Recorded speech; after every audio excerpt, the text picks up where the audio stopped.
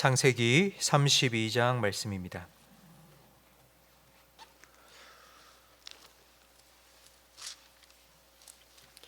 구약 성경 49면입니다.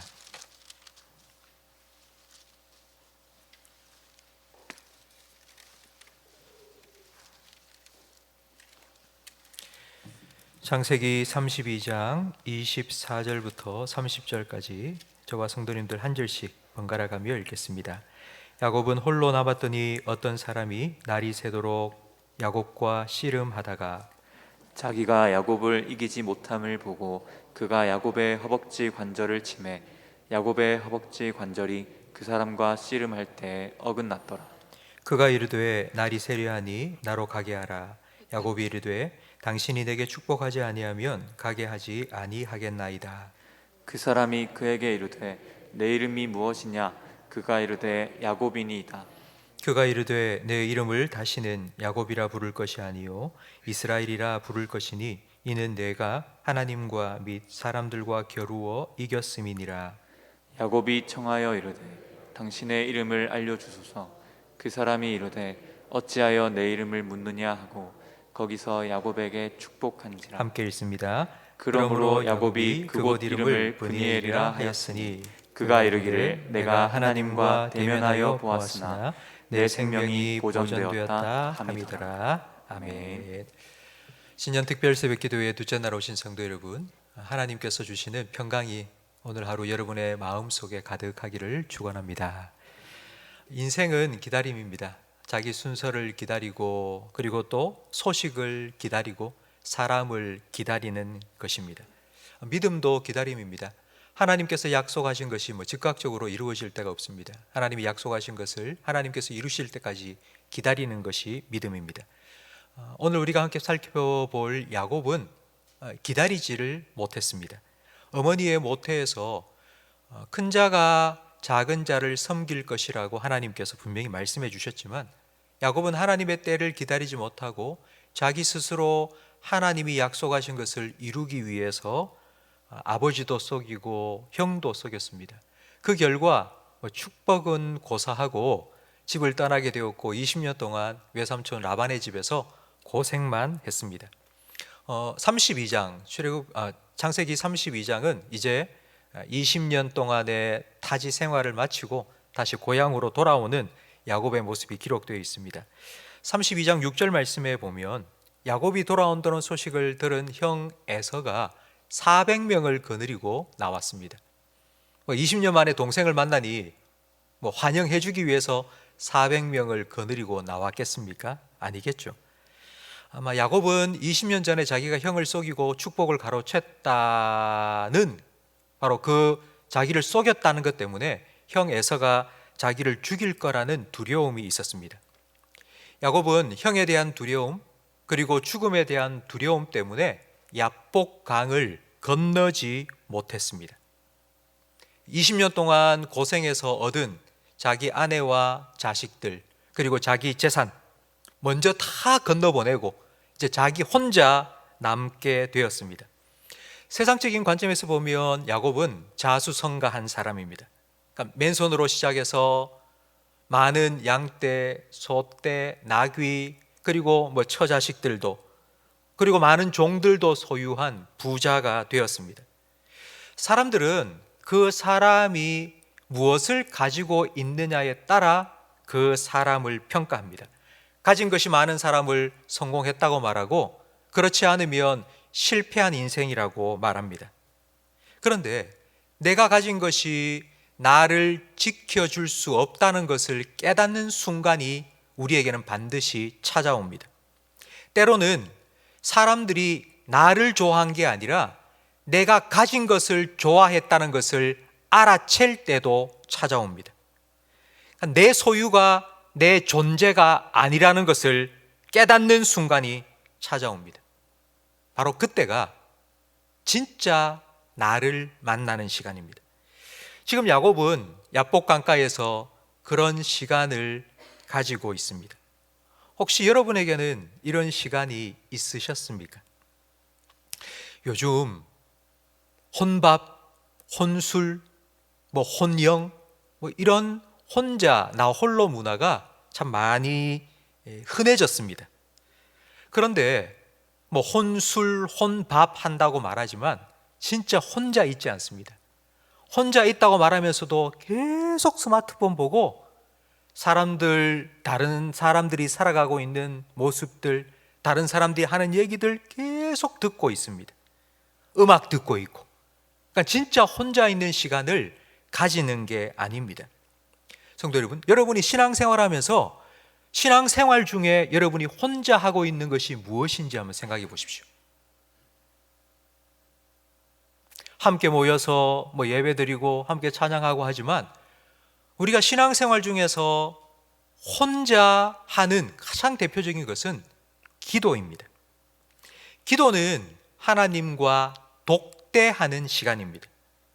그런데 사실 우리가 기도하는 그 기도의 시간, 우리가 무엇을 기도하는지를 생각해 보시기 바랍니다.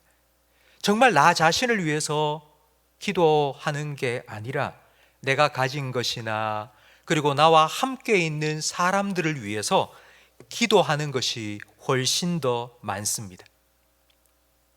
우리는 늘 누군가의 남편으로 그리고 누구의 엄마로 살아갑니다. 그런데 기도할 때도 하나님 앞에서 누군가의 남편으로 누군가의 엄마로 서서 기도합니다. 이게 저는 잘못됐다고 말씀드리는 것은 아닙니다. 하지만 이런 기도를 계속 하다 보면 결국 하나님 앞에서 나 자신을 세우는 이런 시간들이 줄어듭니다. 저는 목사입니다. 그래서 늘 기도의 자리를 지키며 교회를 위해서, 성도들을 위해서 기도를 하려고 많이 애씁니다. 근데 어느 날 하나님께서 저한테 이렇게 물으시는 거예요. 너는 누구니? 그때 저는 참 충격을 받았습니다. 그러니까 내가 늘 하고 있는 기도가, 물론 제가 섬겨야 될 분들, 교회를 위하여서 기도하는 게 당연합니다. 그런데 내가 건강하지 못한데 어떻게 남을 도와줄 수 있겠습니까? 지금 너의 영적인 상태가 어떠냐고. 남들을 위하여서 기도하고 남들이 잘 되도록, 믿음 안에 성장하도록 네가 그렇게 기도하고 있지만 지금 너의 모습은 어떻니? 너는 그걸 나한테 구한 적이 있니? 지금 너의 좀 벌거벗은 모습은 어떤 것 같니? 라고 하나님께서 저에게 물으시는데 제가 너무너무 하나님 앞에서 참 부끄럽고 죄송한 마음이 들었습니다. 이번 특별 새벽 기도 중에 제가 여러분 함께 읽으며 기도할 수 있도록 기도문을 만들어 드렸습니다. 그런데 이 기도문을 보면요, 교회를 위해서, 나라와 민족을 위해서, 우리 가정을 위해서 기도도 있지만 네 번째 기도문은 나 자신을 위한 기도문이고, 다섯 번째 기도문은 오늘 하루를 살아가는 내 삶을 위한 기도문입니다. 그러니까 두 가지가 나 자신을 위한 기도문을 제가 만들어서 드렸습니다. 여러분은 하나님 앞에서 얼마나 하나님과 독대하는 그런 시간을 가지고 계십니까? 야곱에게 야복 강가는 바로 이런 시간입니다. 아내도 먼저 떠나보내고 자식도 먼저 강 건너 보내고 자기가 가진 소유도 다 떠나보내고 자기 혼자 하나님 앞에 남아 있습니다. 바로 그 순간 하나님께서 야곱을 찾아주셨습니다. 그리고 하나님께서 야곱과 씨름을 하십니다. 많은 분들이 이 장면을 야곱이 하나님께 매달려 기도했다고 생각하시는데 그렇지 않습니다. 먼저 찾아온 쪽도 하나님이시고 씨름을 건 쪽도 하나님이십니다. 여러분, 질문이 한 가지 생기지 않습니까? 왜 하나님은 야곱에게 씨름을 거셨을까요? 씨름은 야곱의 주 종목입니다. 야곱의 인생은 씨름판이었습니다. 쌍둥이로 태어날 때에 형과 먼저 태어나기 위해서 막 다투다가 형의 발꿈치를 붙잡고 태어났습니다. 아버지의 축복을 받기 위해서 형과 계속 싸웠습니다. 그리고 형을 속였죠. 외삼촌 라반의 집에서 20년 동안 일하면서도 라반으로부터 자기가 일한 대가를 받기 위해서 또 싸워야 했습니다. 이렇게 싸워서 이기면 성공했다고 생각하며 살아왔습니다. 오늘날 이 세상 가운데도 이런 생각을 가지고 살아가는 사람들이 많습니다. 세상은 정글과 같아. 오징어 게임 봤지? 오징어 게임의 결국 1등은 한 명이야. 나머지는 다 죽어. 먼저 죽이지 않으면 내가 죽을 거야. 약육강식, 적자생존, 이게 세상의 법칙이야. 가만히 있으면 가만히 떼기로 볼 거야. 한 대 맞으면 2대 쳐. 이런 마음으로 세상을 살아가는 사람들이 참 많이 있습니다. 어쩌면 우리가 자녀를 키우면서도 자녀를 이렇게 싸움꾼으로 만들고 있지는 않습니까? 무슨 수를 써서라도 남들보다 올라가야지, 남들보다 성공해야지, 그게 성공이라고 우리가 자녀들에게 말하고 있지는 않습니까? 야곱이 지금까지 이렇게 살아온 것입니다. 그런 야곱에게 하나님께서 찾아오셨습니다. 그리고 이렇게 말씀하시는 겁니다. 야, 네가 그렇게 씨름을 잘하니? 네가 그렇게 싸움을 잘해? 그렇게 힘이 세? 그럼 나하고 한번 붙어볼래? 하나님께서 씨름을 걸자 야곱은 하나님 붙잡고는 밤새도록, 날이 새도록 하나님과 씨름했습니다. 여러분, 하나님께서 한 방에 KO 시킬 수 있습니다. 그런데도 하나님께서는 계속 삿발을 붙잡고 기다리고 또 기다려 주셨습니다.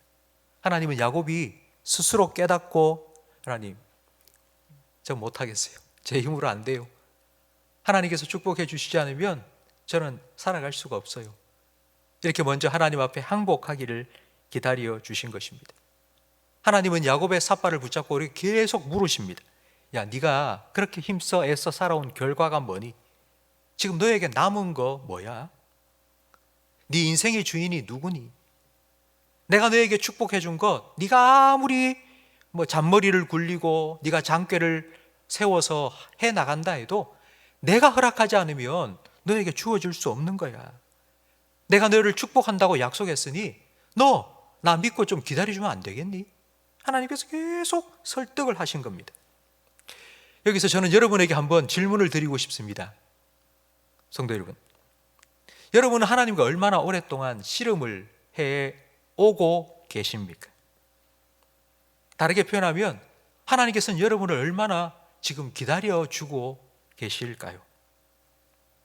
하나님께서는 우리가 하나님 앞에 이렇게 고백하기를 기다리고 계십니다. 하나님, 지금까지 제가 제 스스로 살아오려고 정말 애를 썼는데요, 안 되네요. 제가 해도 안 되네요. 그러니 하나님 좀 도와주세요. 자, 하나님께 항복합니다. 제 삶의 주인은 하나님이시고요, 하나님이 주셔야지 제가 누릴 수 있습니다. 제가 아무리 애쓰고 노력하고 가지려고 해도 그러면 그럴수록 모래가 빠져나가는 것처럼, 물이 새어나가는 것처럼 가진 것도 없어지고 사람들도 점점 떠납니다. 그러니 주님, 저를 좀 도와주세요. 저 좀 살려주세요. 야곱은 이렇게 하나님 앞에 항복하지 않고 끝까지 버텼는데, 그러자 결국 하나님께서는 그 야곱의 허리뼈를, 허벅지 관절을 부서뜨렸습니다. 이 허벅지 관절이 딱 부러지면 일어설 수도 없고 힘을 줄 수도 없습니다. 그리고 도망칠 수도 없습니다. 그러니까 진퇴양난이 된 겁니다. 넘어갈 수도 없고 형이 오면은 도망칠 수도 없고, 이제는 어쩔 수 없으니 이제 야곱이 할 수 있는 것은 딱 한 가지밖에 없습니다. 하나님을 붙잡는 겁니다.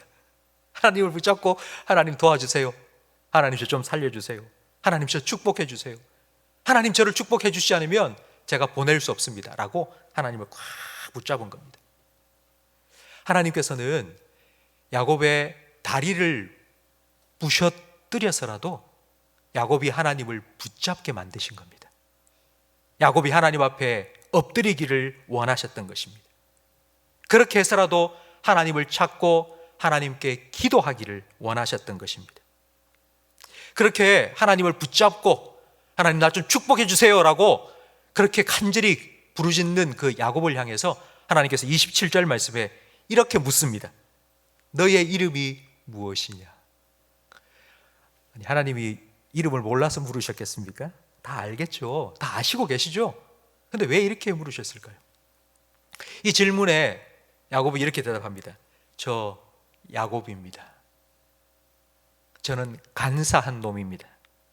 저는 지금까지 야곱의 삶을 살아왔습니다. 저 야곱입니다 라고 자기 이름을 하나님께 말씀드린 건 이런 의미입니다. 저는 씨름꾼으로 사기꾼으로 지금까지 살아왔습니다.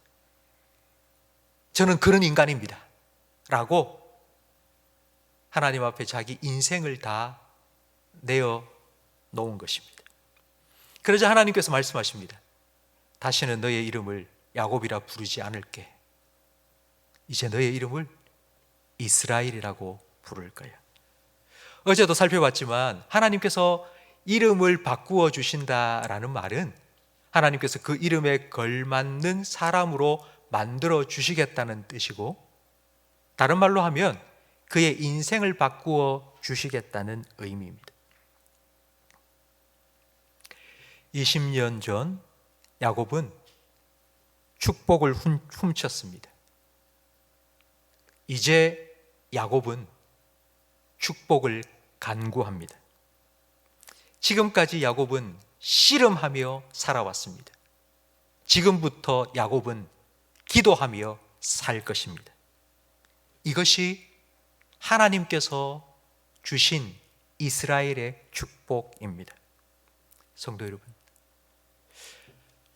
저는 이 이스라엘의 축복을 하나님께서 여러분에게도 주셨음을 믿으시기 바랍니다.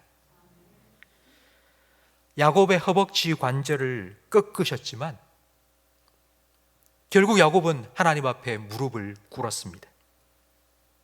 형에 대한 두려움을 하나님에 대한 믿음으로 바꾸어 주셨습니다. 내 힘만 믿고 살았던 야곱을 이제 하나님을 의지하고 살아가는 이스라엘로 변화시켜 주셨습니다. 이것이 하나님께서 여러분에게 주신 축복입니다. 야곱은 야복 강가에서 하나님을 만났습니다. 나 혼자 있는 그 시간. 우리가 하나님 앞에 정말 벌거벗은 것처럼 혼자 설 수 있는 그곳이 바로 십자가 앞입니다. 나는 뭔가 된 것처럼, 나는 뭔가 이룬 것처럼 늘 사람 앞에서는 그렇게 살아갑니다. 내가 목사인데, 내가 지금까지 어떻게 했는데, 그런 마음을 늘 가지고 사람들 앞에 섭니다. 그러나 하나님 앞에, 십자가 앞에 서면 우리는 바울과 같은 고백을 할 수밖에 없습니다. 오호라, 나는 공고한 사람이로다. 이 사망의 몸에서 누가 나를 건져내려. 내가 지금까지 자랑거리로 여겼던 나의 모든 것, 내가 쌓아왔던 내 업적들, 내가 유익하게 여겼던 그 모든 것들, 그 나 다 배설물과 같을 뿐이라고. 그게 나를 지켜줄 수가 없고 그게 나에게 복이 될 수가 없다는 것을 주님 앞에서 고백할 수밖에 없습니다.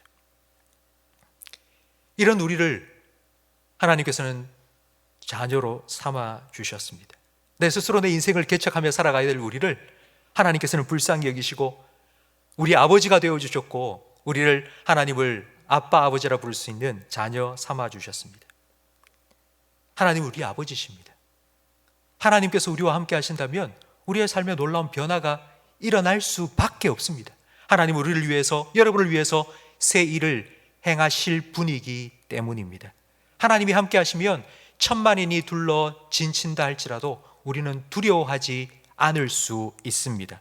성도 여러분, 이 믿음으로 살아가시기를 축원합니다. 하나님께서 여러분을 위해서 자기 독생자 아낌없이 내어주셨다면 어찌 그 아들과 함께 모든 것을 주시지 않으시겠습니까? 우리는 이 축복을 받은 사람입니다. 야곱이 야복 강가에서 하나님을 만난 것처럼, 그래서 그 순간이 그의 인생의 전환점이 된 것처럼, 그의 인생의 BC와 AD로 나뉘게 된 것처럼, 하나님을 내 아버지로 모시고 사는 사람으로 변화된 것처럼, 삶의 방식이 완전히 바뀐 것처럼, 그의 이름이 바뀐 것처럼, 성도 여러분, 저는 여러분의 이 시간이, 이 기도의 시간이 그와 같은 변화의 시간이 되기를 주님의 이름으로 축원합니다. 하나님께서 여러분을 축복해 주시기를 원하십니다. 그래서 여러분을 이 자리로 부르셨음을 믿으시기 바랍니다. 하나님께서 여러분 만나 주실 거고요, 너의 이름이 무엇이냐라고 물으실 거고요, 그 하나님 앞에서 여러분 고백하십시오. 저는 이런 사람입니다. 저는 이것밖에 되지 않습니다. 그러니 주님, 저를 축복해 주셔야 됩니다. 주님께서 저희 아버지가 되어주시고 제 목자가 되시고 제 삶의 주관자가 되어 주셔야 합니다. 주님은 붙잡으시고 주님 주시는 복을 간구하시고 그 복을 누리며 2022년 한 해 살아가시는 우리 모든 성도들이 되시기를 주님의 이름으로 축원합니다. 오늘